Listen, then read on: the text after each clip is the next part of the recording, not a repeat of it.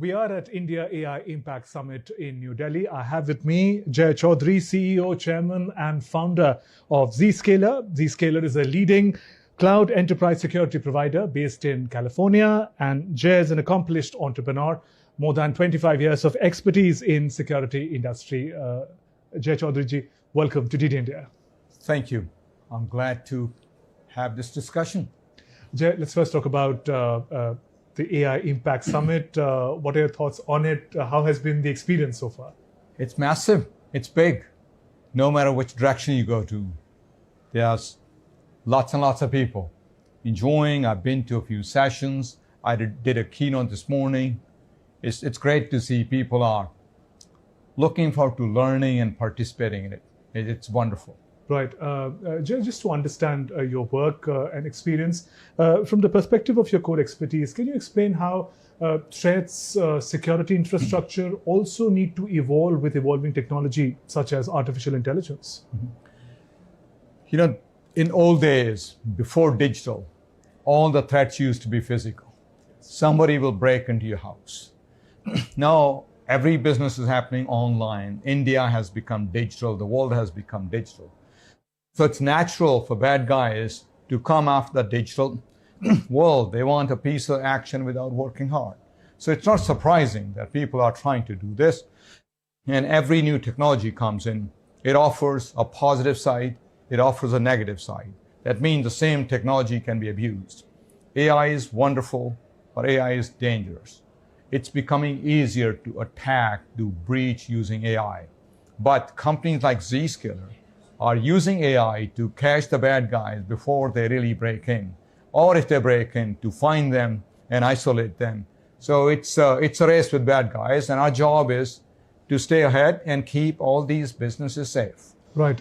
If you talk about Prime Minister Narendra Modi's vision that he reiterates about human-centric AI, that artificial intelligence should be inclusive, it should serve the humanity, not seek to replace it. How do you look at his approach and vision as far as AI is concerned? I think it's a wonderful approach because in the other world where AI is dominated by a few companies and only the smaller number of people will benefit from it, which is not good for mankind.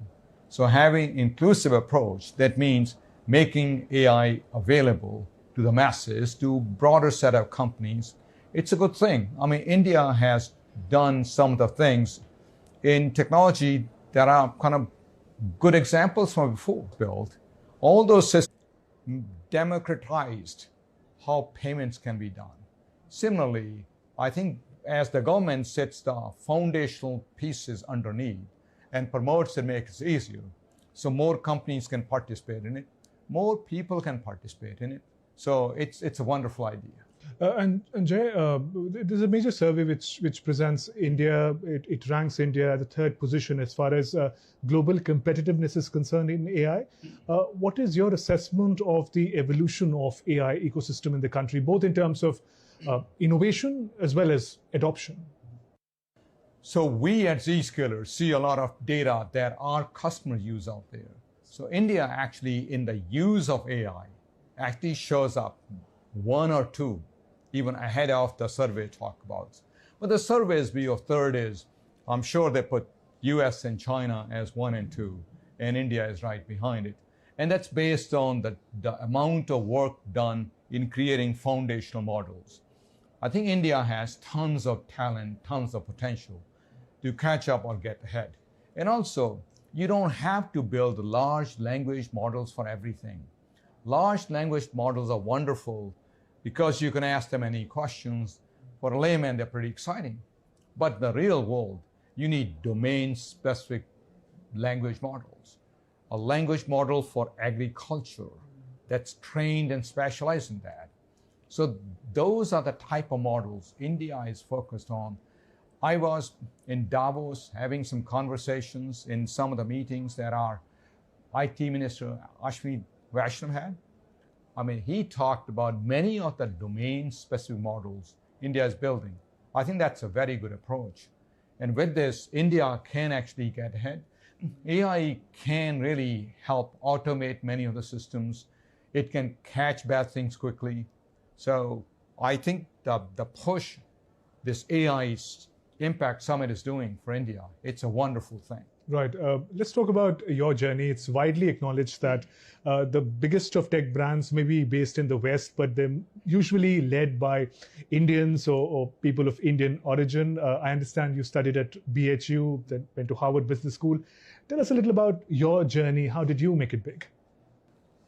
You know, sometimes I wonder if my life is real or I'm simply dreaming. Okay.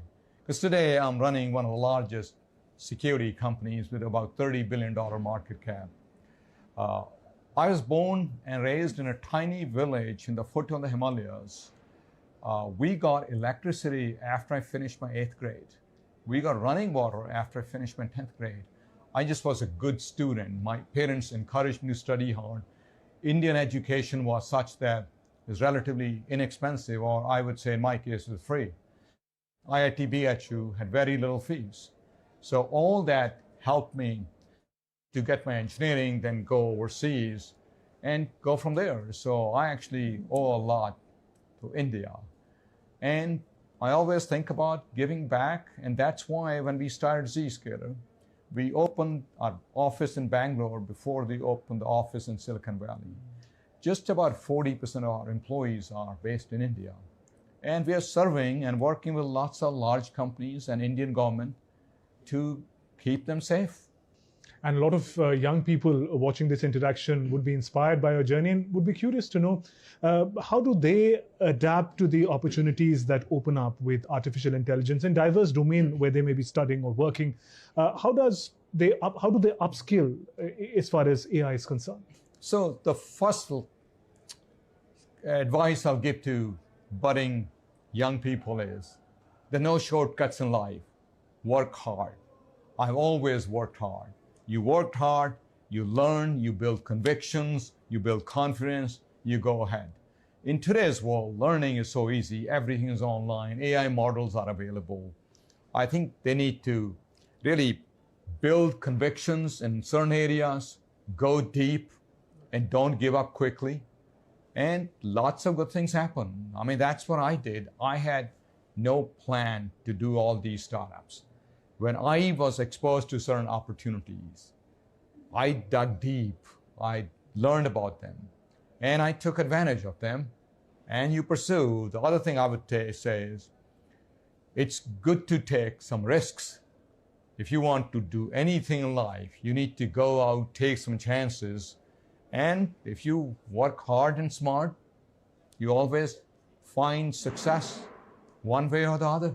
Right. And finally, because you're from the security domain, I'm tempted to ask that in the context of AI, what are the kind of challenges, headwinds that governments and individuals should look out for in the coming future?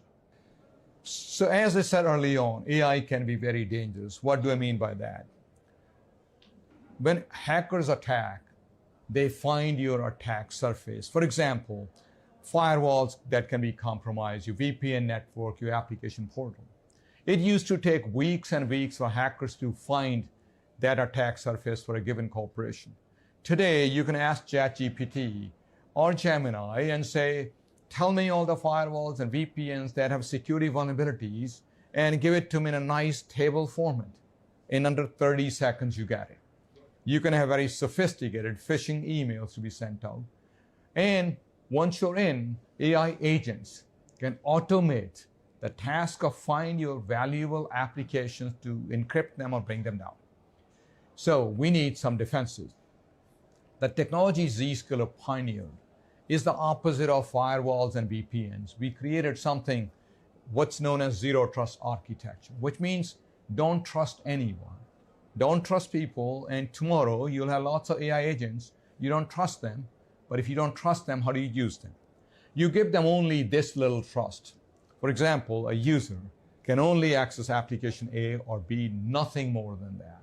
Similarly, AI agents will be given very limited access to specific things. If you do that, your business will be safer.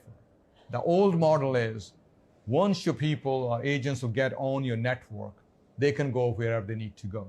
That model needs to change, and businesses need to embrace new kind of security, zero trust, which helps agentic environment as well as others. Right. And finally, we are at the India AI Impact Summit. It is said to be one of the largest hosted in the global south. How do you see the significance of that and the impact?